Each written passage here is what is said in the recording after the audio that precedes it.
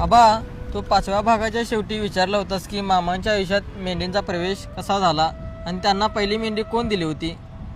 सोन्या, ह्याच्या पाठीमागे लय भारी इतिहास आहे.